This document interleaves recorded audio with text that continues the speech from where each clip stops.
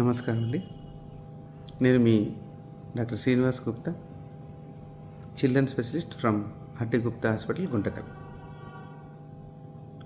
ఈరోజు ముఖ్యంగా వేసవి కాలంలో చిన్నపిల్లలకు ఏ జబ్బులు ఎక్కువ వస్తాయి, దాని లక్షణాలు ఎలా పసిగట్టాలి అని రానియకుండా మనం ఎలా చేయగలుగుతాం, దీన్ని ఫస్ట్ ఎయిడ్గా మనం ఏం చేయగలుగుతాం, ఈ విషయాలు తెలుసుకుంటాం.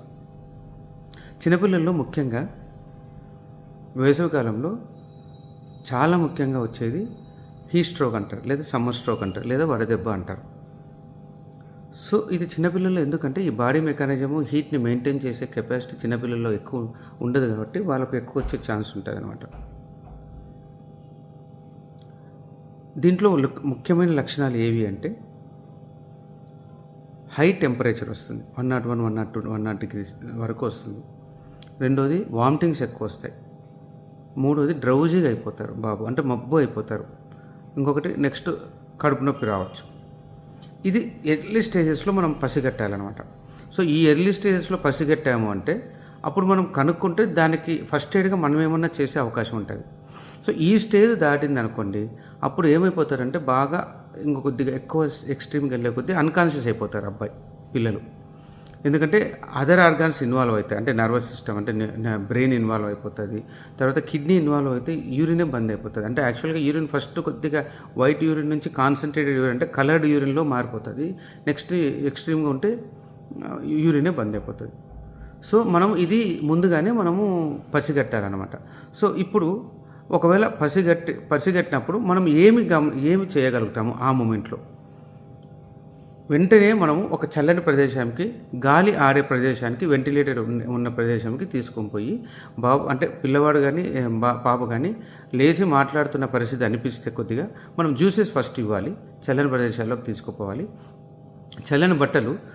కొన్ని చల్లని బట్టలు చుట్టి చంకల్లో కానీ, లేకపోతే తొడల సందుల్లో కానీ, ఫోర్హెడ్ కానీ, అబ్డామిన్ దగ్గర కానీ పెట్టి కొద్దిసేపు అలా పెట్టాలి. లేచి కొద్దిగా నడుస్తూ వచ్చారనుకోండి, ఫ్లూయిడ్స్ ఇచ్చేసి దాన్ని కాంపెన్సేట్ చేసుకుంటూ నెక్స్ట్ అది రానికుండా మనం కవర్ చేసుకోవాలి. ఈ స్టేజ్ దాటినా కానీ అబ్బాయి కానీ అమ్మాయి కానీ కొద్దిగా డ్రౌజీగా ఉంది అనుకోండి, వెంటనే మనము డాక్టర్ దగ్గరికి షిఫ్ట్ చేసినాం అనుకోండి, అప్పుడు వాళ్ళు ఆ సిమ్టమాటిక్గా వాళ్ళు ఏమి ఇవ్వాలో వాళ్ళు ఇచ్చి బేబీని రికవర్ చేస్తారు. సో కాబట్టి ఫస్ట్ ఎయిడ్గా మనం ఏం చేయాలో గమనించాం. ఇది కాకుండా నెక్స్ట్ మనకి ఇంకా అన్నిటికంటే ఇంపార్టెంట్ అంటే అసలు ఈ వడదెబ్బని రానికుండా మనం పిల్లల్ని ఎలా జాగ్రత్త పరచుకోవాలి అనేది ముఖ్యంగా మనము తెలుసుకోవాలి. పిల్లల్ని మాత్రం ఉదయం 10 గంటల నుంచి సాయంత్రం 4 లేదా 5 గంటల వరకు అసలుకి బయటకి పంపించుకోకుండా ఉండాలి, ఒకటి. రెండోది వచ్చేసి మంచి హై ఫ్లూయిడ్స్ ఇచ్చుకుంటూ పోవాలి. ఫ్లూయిడ్స్ అంటే ఉత్త నీరనే కాదు, టెంకాయ నీళ్ళు, మజ్జిగలోకి కొద్దిగా ఉప్పు, అంటే పలిసిన మజ్జిగ ఉప్పు వేసి కొద్దిగా, నెక్స్ట్ నిమ్మకాయ రసము, కొద్దిగా నీళ్ళు ఉప్పు వేసి అవి ఇవ్వడం. ఓఆర్ఎస్ ఇస్తాం, బయట ఓఆర్ఎస్ దొరుకుతుంది, దాన్ని కరెక్ట్గా ఎలా మోతాదులో కలపాలో అలా కలపడము. ఇవన్నీ చేసుకుంటూ పోవాలి. ఇది ఫ్లూయిడ్స్ అనేది అనమాట, అంటే ఫ్లూయిడ్స్. నెక్స్ట్ కాయగూరలు కానీ, పండ్లు కానీ, ఏవి ఎక్కువ ఎండాకాలం మనం పిల్లలకి ఇవ్వాల్సి వస్తుంది. అలాగిస్తే మనము ఈ వడదెబ్బని ఎలా కాపాడుకోగలుగుతాం అంటే కీరా అంటారు, కుకుంబర్, వాటర్ మెలన్ అంటారు, తర్వాత మస్క్ మెలన్ అంటారు, అంటే కలింగర పండు, కర్బూజ పండు, కీరా అన్నాము. తర్వాత దానిమ్మ, ద్రాక్ష, తర్వాత ఈ ఆరెంజ్ జ్యూసెస్, ఇవి అయితే ఎక్కువ వాటర్ ఉన్న ఫ్రూట్స్, కాయగూరలు కాబట్టి అవి మనము తీసుకుంటే మంచిదన్నమాట. సో ఇలాగా ఇవన్నీ ఇచ్చామనుకోండి, అప్పుడు మనం హీట్ స్ట్రోక్ రానికుండా పిల్లల్ని కాపాడుకునే అవకాశం ఉంటుంది. ఇంకొకటి ఏమంటే దుస్తులు కూడా చాలా ఇంపార్టెంట్. అంటే కాటన్ దుస్తులు, తర్వాత లూజ్గా ఉండే దుస్తులు, ఎక్కువ డార్క్ కలర్ లేని దుస్తులు, ఎందుకంటే డార్క్ కలర్ లేకపోతే హీట్ అబ్జార్ప్షన్ రాదనమాట. సో లైట్ కలర్ దుస్తులు వేసుకోవాలి. హ్యాట్, ఎక్కడైనా బయటికి వెళ్ళినప్పుడు హ్యాట్ ధరించాలి. కూలింగ్ గ్లాస్ అంటే గాగుల్స్ కానీ, సన్ గ్లాసెస్ వేసుకోవాలి. ఇవన్నీ చేసుకోవాలి. ఇదే కాకుండా పుట్టిన పిల్లల్లో కూడా చాలా జాగ్రత్తగా ఉండాలి మనం. పుట్టిన పిల్లల్లో ఏమంటే హీట్ స్ట్రోక్ అనము హైపర్థెర్మియా చాలా కామన్ అనమాట. సో కాబట్టి ఎక్కువ వెంటిలేటెడ్ ఉన్న ఏరియాలోనే పిల్లల్ని మనం పుట్టిన పిల్లల్ని చూసుకోవాల్సి ఉంటుంది. సో ఇవి హీట్ స్ట్రోక్ గురించి మనం చూసుకోవాల్సిన జాగ్రత్తలు. హీట్ స్ట్రోకే కాకుండా నెక్స్ట్ వచ్చే ఇంకొక కామన్ ఏవి డిసీజెస్ అంటే ఈ సమ్మర్లో dysentery, diarrhoea, food infection, food poisoning ఇవి ఎక్కువ ఉంటాయి అన్నమాట. ఎందుకు అంటే ఈ బ్యాక్టీరియా అనేది ఫుడ్ మీద ఉండే బ్యాక్టీరియా ఈ ఎండాకాలంలో ఎక్కువ ప్రొడక్షన్ జరుగుతుంది. అంటే దానికి ప్రొడక్షన్ చేసుకునే కెపాసిటీ ఎక్కువ ఉంటుంది కాబట్టి అక్కడ ఎక్కువ ప్రొడక్షన్ అయ్యే అవకాశం ఉంటుంది. అంటే ఫుడ్ మీద ఎక్కువ ప్రొడక్షన్ అయ్యే అవకాశం ఉంటుంది, ఇన్ఫెక్షన్ ఎక్కువ వచ్చే అవకాశం ఉంటుంది. అది కాకుండా ఇంకొకటి ఏమంటే మనము ఫ్యామిలీస్ అంతా ఒక ఈవినింగ్కి అట్లా గెట్ టుగెదర్ మాదిరి బయటికి వెళ్ళాలి అనుకుంటాం అనమాట. అప్పుడు బయటికి వెళ్ళిపోయి బయట ఉండే ఫుడ్ మెటీరియల్స్ ఎక్కువ తీసుకునే అవకాశం ఉంటుంది. అందరం ఒకటే చోట కూర్చొని తీసుకునేది ఉంటుంది.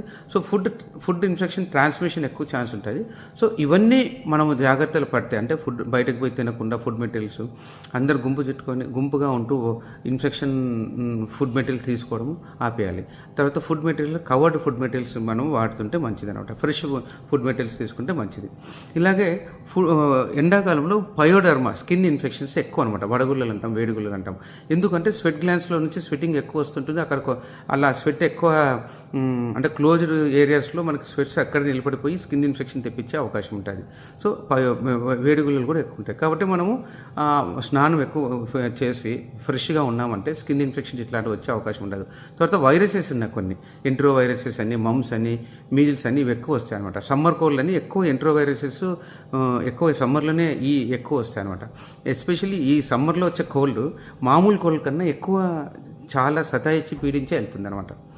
ఇది కాకుండా ఇంకొకటి లాస్ట్ ఏమంటే స్విమ్మర్స్ ఇయర్ అని ఒకటి వస్తుంది. అంటే సమ్మర్లో ఎందుకంటే స్విమ్మింగ్ పూల్కి పోవడము, బావిలోకి పోవడము, అక్కడ చిన్నపిల్లలు ఎదడము, వాటి వల్ల ఏమైందంటే ఇయర్ ఇన్ఫెక్షన్స్ ఎక్కువ వస్తాయి. ఇయర్లో ఉన్న స్కిన్కి ఎక్స్టర్నల్ అలర్జీస్ అని ఒక ఇన్ఫెక్షన్ వచ్చే అవకాశం ఉంటుంది.